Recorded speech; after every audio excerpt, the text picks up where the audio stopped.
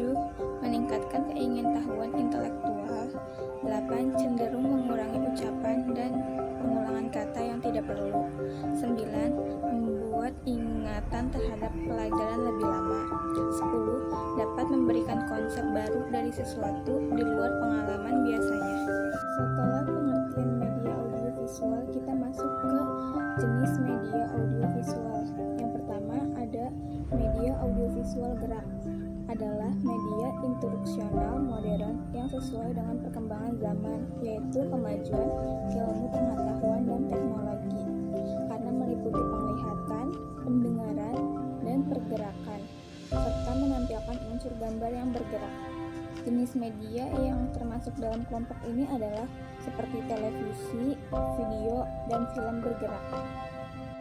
Yang kedua, media audiovisual diam, yaitu media yang menampilkan suara dan gambar diam, seperti film bingkai suara atau sound slides, yaitu suatu film transparan berukuran 35 mm yang biasanya dibungkus bingkai berukuran 2x2 inci dari karton atau plastik.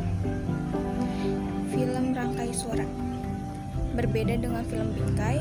Gambar atau frame pada film rangkai berukurannya 35 mm. Jumlah gambar satu roll film rangkai antara 50 sampai 75 gambar dengan panjang kurang lebih 100 sampai dengan 130. Sekarang kita masuk ke karakteristik media audiovisual.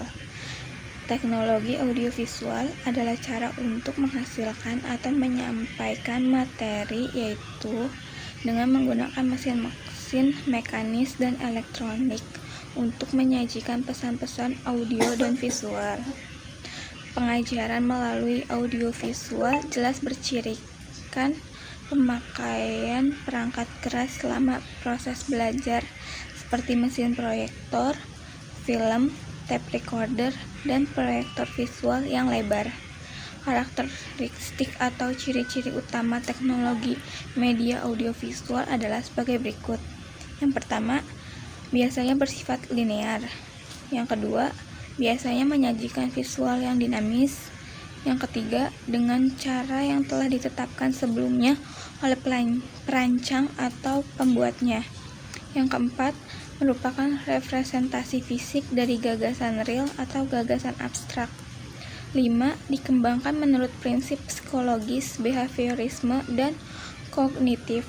6. Umumnya berorientasi kepada guru dengan tingkat pelibatan interaktif murid yang rendah.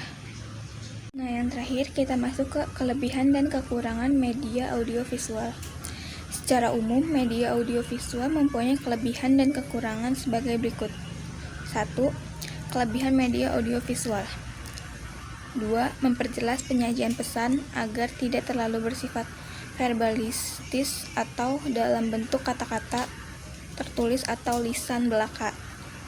3. Mengatasi keterbatasan ruang, waktu, dan daya indera. 4. Kekurangan media audiovisual. 5. Media audiovisual tidak dapat digunakan di mana saja dan kapan saja, karena media audiovisual cenderung tetap di tempat. 6.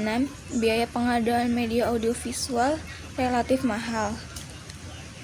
7. Apabila guru tidak mampu berpartisipasi aktif, maka siswa akan cenderung menikmati visualisasi dan suaranya saja.